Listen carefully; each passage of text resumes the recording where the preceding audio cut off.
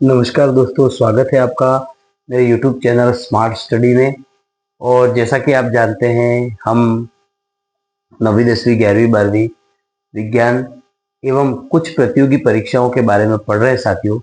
जैसा कि आपने बहुत अच्छा रिस्पॉन्स दिया है मेरे को, इसी क्रम में अपन एलडीसी भर्ती अभी जो निकलने वाली है और बहुत सारी दूसरी परीक्षाएं हैं जिसमें बेसिक नॉलेज के रूप में कुछ चीजें पढ़ रहे हैं। अपन इसी क्रम में, इसी सीरीज में अपन जल संबंध के बारे में पढ़ेंगे, वाटर रिलेशन के बारे में पढ़ेंगे। तो साथियों, यहाँ पर जल के बारे में बहुत सारे जो प्लांट फिजियोलॉजी के जो चैप्टर हैं, पौधों में जो जल का स्थानांतरण होता है, पौधों में जल कैसे लिया जाता है, किस तरह से जल का स्थानांतरण एक तंत्र से दूसरे तंत्र में होता है, उसके बारे में अपन इसे यहाँ पर थोड़ा सा पढ़ेंगे एक एक करके। अब यहाँ पर सबसे पहले साथियों, जल एक श्रेष्ठ विलायक है और प्रकृति में सबसे ज्यादा विलायक के रूप में कार्य करने वाला पदार्थ जल होता है। जल यहाँ तक कि सभी प्रकार की कोशिकाओं में या जीव द्रव्य में 90% तक भाग जल का होता है और बीजों में और ऐसे भागों में जो सूखे होते हैं उनमें भी 10% तक जल पाया जाता है साथियों। दूसरी बात आपको ये ध्यान रखनी है कि जल के बगैर जीवन संभव नहीं है और जल जिन जिन ग्रहों पर जल नहीं है वहां पर जीवन भी संभव नहीं है। जैसा कि पृथ्वी पर जल पर्याप्त मात्रा में है, इसलिए पृथ्वी पर जीवन संभव है। दूसरे जो ग्रह है वहां पर जल नहीं है, तो जल के बिना जीवन असंभव होता है साथियों। उसी प्रकार आपने देखा होगा कि प्रकाश संश्लेषण की क्रिया जो होती है उसमें भी ऑक्सीजन का निष्कासन जल से होता है साथियों।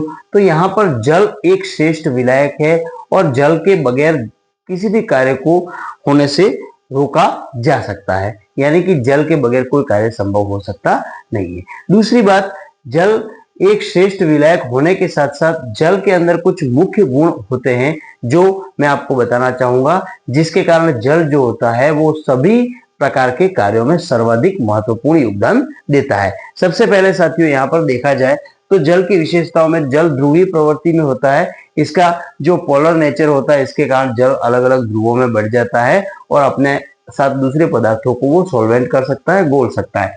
दूसरी बात, हाइड्रोजन बंध इसमें पाया जाता है। जैसा कि जल के अणुसूत्र में आपने देखा होगा, हाइड्रोजन बंध पाया जाता है। श्रेष्ठ विलायक है, जो बहुत महत्वपूर्ण बात है।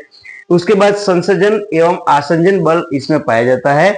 इसमें जोड़ने वाला बल और चिपकाए रखने वाला बल जो है वो उसके अंदर पाया जाता है, फोर्स पाया जाता है। उच्च विशिष्ट ऊष्मा इसमें पाई जाती है, हाई स्पेसिफिक हीट होती है और उच्च क्वथनांक पाया जाता है। इसका जो बॉइलिंग पॉइंट होता है वो बहुत ऊंचा होता है, इसीलिए जल सभी पदार्थों में श्रेष्ठ पदार्थ के रूप में पाया जाता है और सभी प्रकार की क्रियाओं में जल उपयोग में आता है साथियों। दूसरी बात, यहाँ पर जल संबंध वाले पाठ में, जल संबंध में अगर एनसीईआरटी के अनुसार अपन देखें तो उसके बाद जो नेक्स्ट पॉइंट जो आ रहा है साथियों आपके पढ़ने के लिए, बहुत इंपॉर्टेंट चीज मैं बता रहा हूं आपको कि जो नेक्स्ट पॉइंट आपके लिए आ रहा है वो ये है कि विसरण। यहाँ पर डिफ्यूजन के बारे में बात करेंगे अपन। विसरण,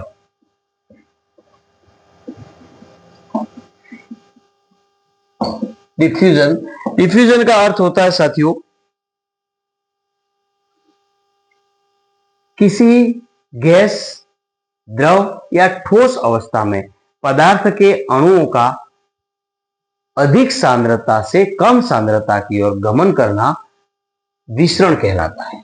ये एक मुख्य रूप से बात है अणुओं या आयनों का। इसमें आपको एक चीज ध्यान रखनी है, अणु या आयन, जल के अणु हो या गैस के अणु हो या किसी ठोस के अणु हो या किसी विलयन के अणु हो, तो ठोस, द्रव और गैस के अणुओं का या आयनों का अधिक सांद्रता से, यानी कि यहाँ पर ये पदार्थ के अणु है, यहाँ पर अधिक सांद्र है, यानी कि अणुओं की संख्या यहाँ पर ज्यादा है और ये जो है वो दूसरा भाग है जहां पर अणुओं की संख्या कम है।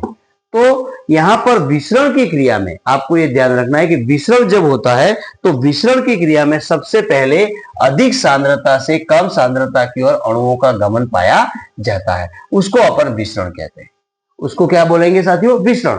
नॉर्मल प्रक्रिया है विसरण। डिफ्यूजन का मतलब क्या होगा कि पदार्थ के अणुओं का, भले वो ठोस, द्रव और गैस हो, ठोस में तो ऐसा बहुत कम पाया जाता है, लेकिन गैस और द्रव में पदार्थ के अणुओं का या आयनों का उच्च सांद्रता से अधिक सांद्रता से निम्न सांद्रता या कम सांद्रता की ओर गमन जो होता है उसको अपन विसरण कहते हैं। यहाँ पर साथियों विसरण के बारे में थोड़ा सा और मैं आपको विस्तार से बता दूं कि जैसे एक प्याली है या एक प्लेट है, उस कटोरी है या प्लेट है पार्सल यानी कि उसमें अगर पानी है और पानी के अंदर आप KMnO4 की 2 बूंदे डाल दोगे तो ये KMnO4 जो होता है वो पूरे पानी में वितरित हो जाता है, फैल जाता है और यह क्रिया विसरण कहलाती है साथियों। विसरण का मतलब फैलना भी होता है। जैसा कि आपने देखा होगा इत्र की शीशी को किसी एक कमरे के किसी एक कोने पर खुला छोड़ने पर पूरे कमरे में इत्र की खुशबू फैल जाती है, उसको अपन विसरण कहते हैं साथियों। उसके बाद विसरण के बारे में थोड़ा सा और मैं आपको बताऊं